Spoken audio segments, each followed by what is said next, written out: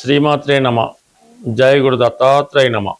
ఈ వీడియోలో మనం మార్చి 29వ తారీఖు నుంచి ఏప్రిల్ 4వ తారీఖు మధ్యలో జరగబోయే వార ఫలాలు మేషరాశి వారికి ఏ విధంగా ఉంటుందో పరిశీలించినప్పుడు, ప్రధానంగా మేషరాశి వారికి ఈ వారం అంతా కూడా శుక్రగ్రహం రాశి అందే సంచారం వల్ల కొన్ని కొత్త ప్రదేశాలు సందర్శించడం, కొంత కొత్త పరిచయాలు ఏర్పడడం జరుగుతూ ఉంటుంది.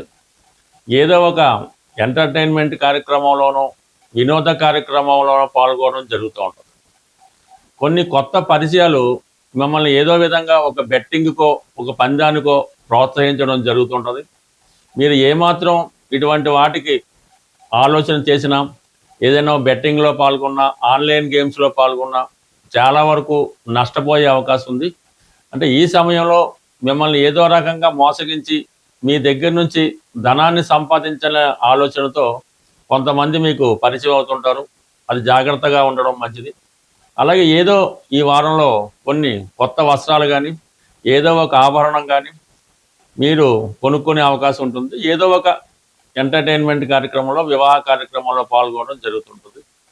కుజుడు లాభస్థాన సంచారం వల్ల చాలా కాలంగా ఆగిపోయినటువంటి రావాల్సినటువంటి ధనం సడన్గా రావడం జరుగుతుంటుంది.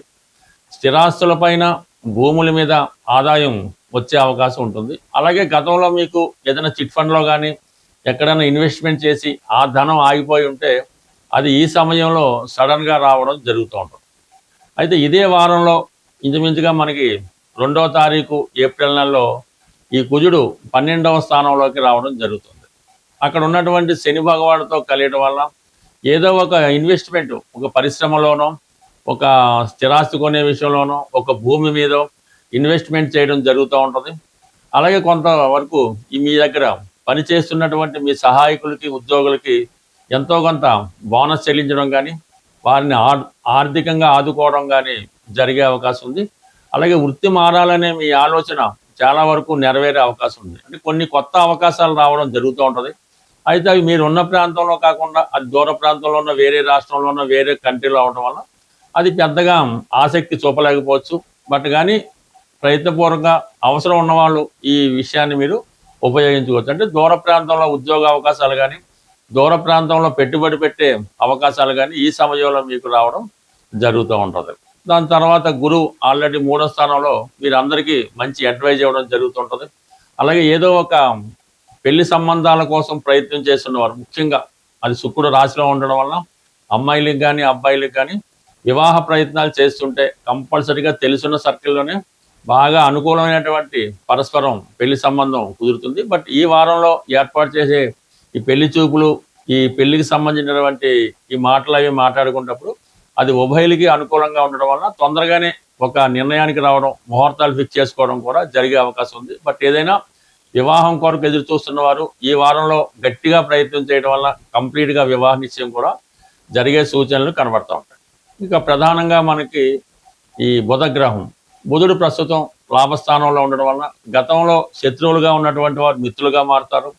వారి నుంచి మీకు పూర్తి సహకారం లభిస్తూ ఉంటుంది. అంటే మీరు ఏదైనా కొత్తగా వ్యాపారం పెట్టాలనుకున్నా, ఏదైనా కొత్తగా ఉద్యోగంలో ప్రవేశించాలనుకున్నా మీ మిత్రుల యొక్క సంపూర్ణ సహకారం ఈ వారం రావడం జరుగుతూ ఉంటుంది. అంటే రాహు కూడా అక్కడ ఉండడం వల్ల, బుధుడితో కలిసి ఉండడం వల్ల ఇది విద్యార్థులకి, ఎవరైతే విద్యార్థులు మోడర్న్గా వస్తున్నటువంటి విద్య, ఈ ఎలక్ట్రానిక్స్, కమ్యూనికేషన్స్, ఐఐటి అటువంటి కొత్తగా వచ్చినటువంటి విద్యా సంస్థల్లో కానీ, లేదంటే ఏదో కొత్త కోర్సులో కానీ చేర్చుకుందాం అనుకున్న వాళ్ళకి ఇది చాలా అనుకూలంగా ఉంటుంది. విద్యార్థులు మాత్రం కంపల్సరీగా ఈ సమయంలో రాసే ఎగ్జామ్స్ కానీ, పోటీ పరీక్షలు కానీ, ఇంటర్వ్యూలు కానీ ఖచ్చితంగా సక్సెస్ అవుద్ది. అయితే కొంతమంది ముందుగానే మీరు కావాల్సినటువంటి కాలేజీలో సీట్ రిజర్వ్ చేసుకోవడం, దానికి తగు విధంగా ధనాన్ని పే చేయడం, ఇవన్నీ కూడా ఒక ప్లాన్డ్గా జరిగిపోయే అవకాశం ఉంది. బట్ ఏదైనా మేషరాశి వారికి రాశి యందు ఈ వారం అంతా ఒక శుభగ్రహం సంచరించడం వల్ల మీకు అన్ని శుభ ఫలితాలే జరుగుతాయి. అయితే శుక్రుడు అవ్వడం వల్ల కొన్ని కొత్త పరిచయాలు ఏర్పడతాయి. అయితే సాధారణంగా అది అబ్బాయిలకి అమ్మాయిలతోనూ, అమ్మాయిలకి అబ్బాయిలతోనూ కొన్ని పరిచయాలు ఏర్పడే అవకాశం ఉంది. దానివల్ల మీకు కొంత నష్టం, కొంత ఖర్చు కూడా జరిగే అవకాశం ఉంది.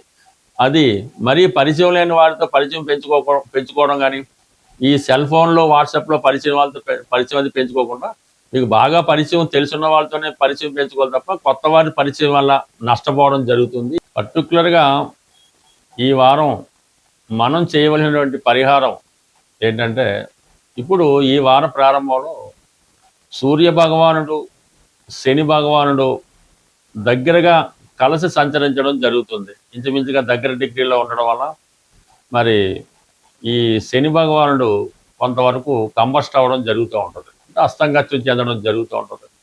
దానివల్ల ఈ ఉద్యోగస్తులకి చాలా ఇబ్బందులు కలుగుతుంటాయి.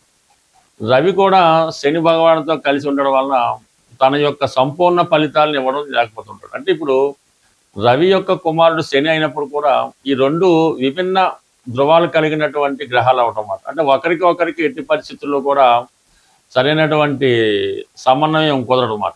అందువలన ఈ రెండు గ్రహాలు కలిసి ఏ రాశిలో ఉన్నా ఆ రాశి యొక్క కారకత్వాలు చాలా వరకు ఇబ్బంది పడుతూ ఉంటాయి.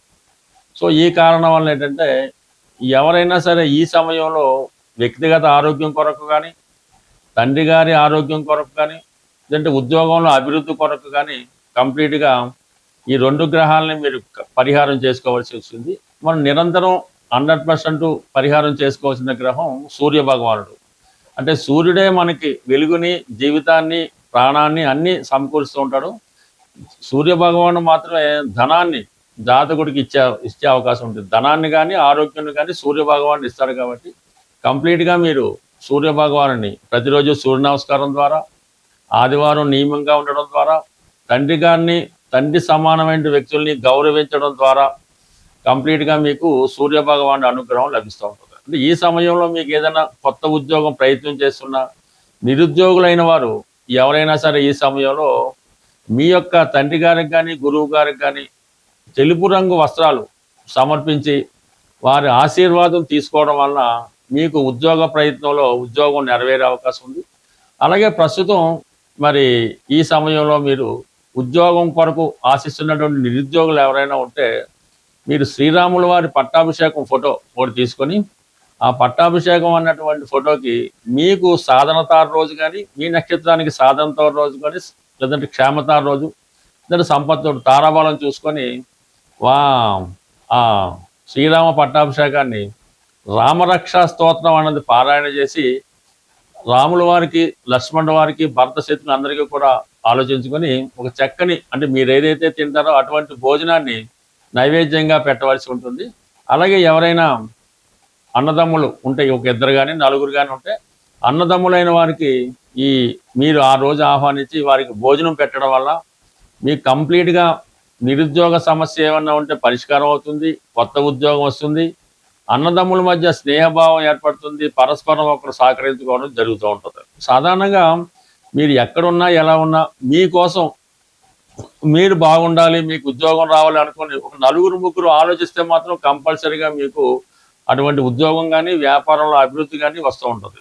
అదే కొంతమంది మీరు పాడైపోవాలి, నాశనం అయిపోవాలి, కానీ ఏ ఒక్కరు కానీ ఇద్దరు కానీ ఆ విధంగా కోరుకోవడం వల్ల కంప్లీట్గా మీరు ఎంత మంచి స్థితిలో ఉన్నా ఇలాగ నాశనం అవడం జరుగుతూ ఉంటుంది. కాబట్టి సాధారణంగా అటువంటి వారికి దృష్టిలో పడకుండా మంచి వారితో స్నేహం చేయడం వల్ల అన్నదమ్ముల మధ్య సఖ్యత ఏర్పడుతుంది, ఉద్యోగపరంగా అభివృద్ధి కలిగే అవకాశం ఉంది. ప్రేక్షకులకు విజ్ఞప్తి, ఈ వారం అంటే 29 మార్చి 2026 తేదీన ఆదివారం రోజు సుందరయ్య విజ్ఞాన కేంద్రం బాగిలింగంపల్లిలో ఒక జ్యోతిష్య మహాసభ మా ఆధ్వర్యంలో నిర్వహించడం జరుగుతుంది. ఈ జ్యోతిష్య మహాసభ ఉదయం 9:30 నుంచి సాయంకాలం 5:30 వరకు ఉంటుంది. ప్రవేశం అన్నది పూర్తిగా ఉచితం. అన్ని సౌకర్యాలు మీకు సభలో ఏర్పాటు చేయడం జరుగుతుంటుంది, అంటే భోజన సౌకర్యాలు వగైరా వగైరా. ఈ సభలో ప్రముఖ జ్యోతిష పండితులైనటువంటి శ్రీ నానాజీ పట్నాయక్ గారు, అలాగే మల్లాది మణి గారు, జనార్దన్ ఠాగూర్ గారు, అలాగే బంగారయ్య శర్మ గారు, నీలం పూర్ణమోహన్ గారు, ఎన్ విజయశంకర్ గారు, అలాగే విజయలక్ష్మి గారు మొదలగు ప్రముఖ జ్యోతిష్కులు వారి వారి ప్రసంగాలు వినిపిస్తారు. ఈ సభలో వచ్చినటువంటి ప్రేక్షకులు ఎవరైనా ఉంటే వారి యొక్క సందేహాలు ఏవైనా ఉంటే సభాముఖంగా ఈ పండితుల వద్ద మీరు తెలుసుకొని దానికి సరైనటువంటి సమాధానాలు కూడా తెలుసుకునే అవకాశం ఉంటుంది. జ్యోతిషంపై ఆసక్తి ఉన్నవారు తప్పకుండా ఈ సభకు హాజరై మమ్మల్ని మా సభని విజయవంతం చేస్తారని ఆశిస్తూ స్వస్తి శుభం.